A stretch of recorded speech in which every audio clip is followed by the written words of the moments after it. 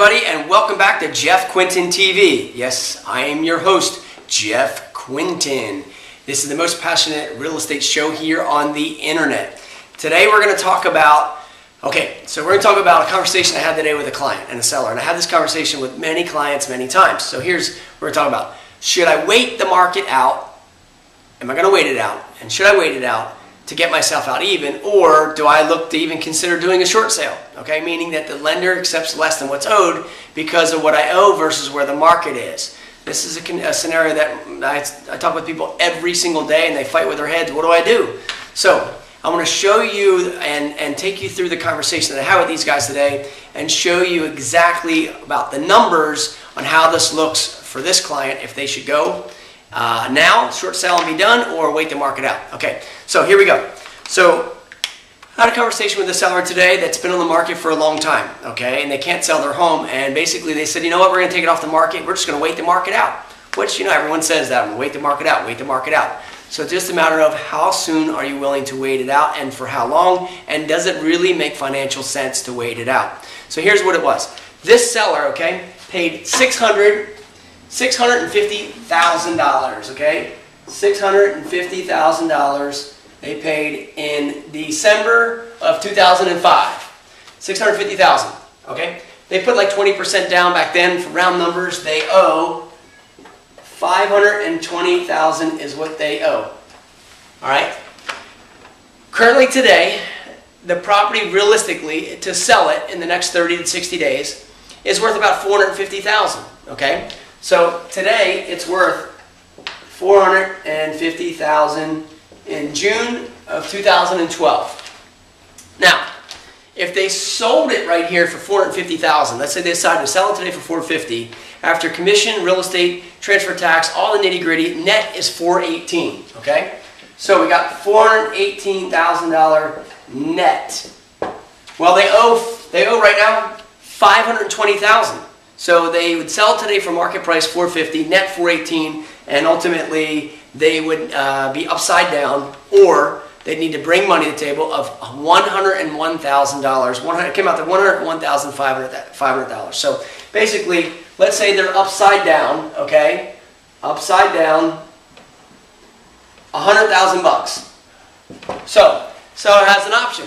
One, either brings that money to the table out of savings or wherever the money may be, pay the lender off, they're out of the property, they walk away.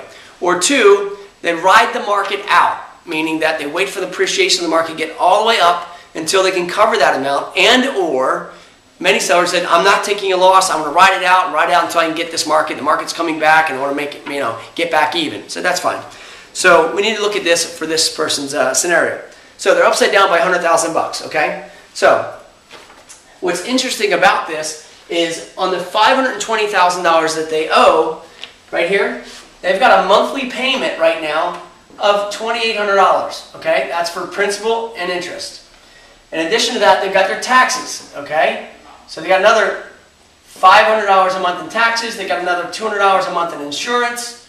So they've got a total of $3,500 a month in total payments. So principal, interest, taxes, insurance, $3,500 a month times 12 months. They've got $42,000 a year that they're going to basically have to carry this property with, okay? For $42,000. Now, in the market that we're in here down the Jersey Shore, in this case scenario, they're able to rent the property out as a second home, vacation home, and get the income from that. So here's what the rents look like. Rental income, $25,000 gross, and they're going to net out of this after real estate fees, commission fees, cleaning fees, utility fees, everything. They're going to net themselves $16,000, okay? So they bring in a net annually of $16,000, but they're paying out basically $42,000 a year based upon their current mortgage and all the expenses. So right now they're upside down every year. They've got a negative cash flow, $26,000. Negative cash flow, $26,000. So no matter what they do, however long they decide to hold this property, it's going to cost them $26,000 out of their left pocket. In other words, they're going to write a check every year net, and basically they got to wait this market out, pay $26,000 every single year. Keep in mind, if the value today is at $450,000, okay, what I would say is, as a good investment, you need to at least maintain the appreciation and value of the home should go up in the same proportion that your negative cash flow would be. So at least you're writing a $26,000 negative cash flow, hoping that your asset over here is going to increase by the same amount. Unfortunately, in our market today, we're seeing a zero appreciation. Okay? So here's what they have to decide. How long am I willing to carry the $26,000 for? And how long will it take us to get out even or not to lose any money on this investment when buying it back in 2005? Well, here's what we figured out. What we figured out was right now, okay, we're $100,000 upside down. But the reality is that the value of the home is at $450,000, and we don't want to lose any money, right? So for us to get out even at $650,000, what we paid for it, we've got to actually sell the property for $695,000, which means that covers the commission, the transfer tax, everything. So to net $650,000, so we get all of our money back out, all right, paying off the mortgage, we got to sell this for $695,000. Now the reality is, for the market to go from today at $450,000 up to $695,000, it's a long way away. We're talking about $245,000 the value has to go up by. Okay, now $245,000 right now, that means that the market value has got to appreciate by 54%. 54% it would have to go up by. So the question is this: when in the market is the market going to increase? In this case, 54%. Well, even if today, guys, even if the market today started out, and let's say in a good market, it appreciated 5% a year, okay, starting today. Well, in this case, it would take us 10 years of every single year, 5%, 5%, to appreciate all the way up to get this seller out even. So the question is, in this case, we said, well, are you willing to wait out 10 years minimum? That's starting today. They said, no, we're not going to hold it out for 10 years. The next question was, well, let's think about this. You're willing to write a check out every single year of $26,000 negative. So are you willing to write a check every year, let's call it 10 years, and spend $260,000 out of your left pocket to service this asset in hopes that it goes up by, all the way up by 54%, which is only $245,000. So let me get this right. You're willing to write a check out of $260,000 in left pocket in hope and prayer and pray the market goes up by $245,000, which is 54%. All meanwhile, it's 10 years go by of carrying the property. Who knows what's going to happen? The property's going to be 10 years older than it is now.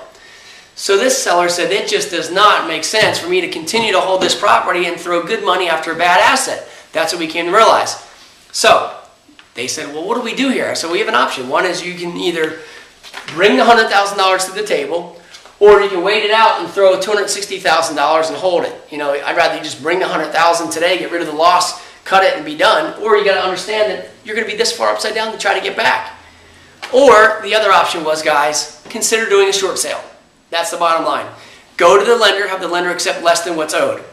This seller has decided to go short sale. Now, they say to me, what's a short sale and how does it work? I always hear about it takes long, and our concern is about credit. All right, so here's the bottom line, guys.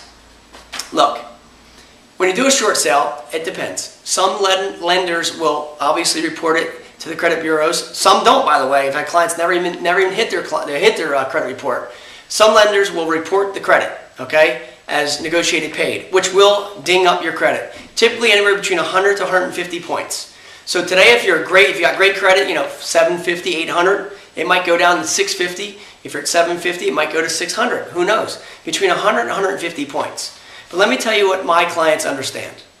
They understand that they can rebuild their credit back from where it goes down to all the way back up to where it is currently now, much faster than the market is ever going to rebuild itself. Guys, you can do a short sale today. Get the lender to completely give you debt, completely take away all the debt, okay? Have them accept less than what's owed. You get full debt forgiveness. Walk away. We do all of it for you. If you qualify for that, you walk away. Now, what's the negative part? The con, the pros and cons. The pro is you walk away debt-free, you're good to go. Stop throwing good money after a bad asset, right? The con is your credit report. Yes, having credit means everything. Understand. Don't let me get me wrong. However, you can rebuild your credit back in 12, 18, 24 months. within 2 years, it can be right back to 750, 800, or wherever your credit score is. A lot faster rebuilding your credit than continuing to throw this good money after a bad asset, which might take you 10 years, or in this case, this seller, $260,000 in hopes that it goes up by $245,000, and 10 years later. It just certainly didn't make sense in this scenario. So think about your scenario. If you're considering selling the property, look at these numbers. Go over these numbers. I'll go over them with you to see in your case if it works or not. A short sale is a solution. Especially today, lenders are willing to do short sales all day long. Even if you are current, they're willing to do them. They understand all of this. So give me a call. Let's go over your situation. It's confidential. Let's take a look at your situation, your numbers, and see if this is even an option. But many sellers today are doing a short sale, walking away, debt-free, the lender's accepting less, and they're coming back to buy homes again 2 years later with credit way up, making unbelievable deals. So hopefully this has been informative to you. If there's anybody you know that's in this situation that can need my help or understand this information, please give me a call. And you can reach me at jeff@jeffquintin.com by email. My number is 609-398-5333. Call me. I really appreciate you looking at this. Comment below here on the blog. Pass it on to anybody you know. And I look forward to our conversation being the best call of your day. Thanks for watching.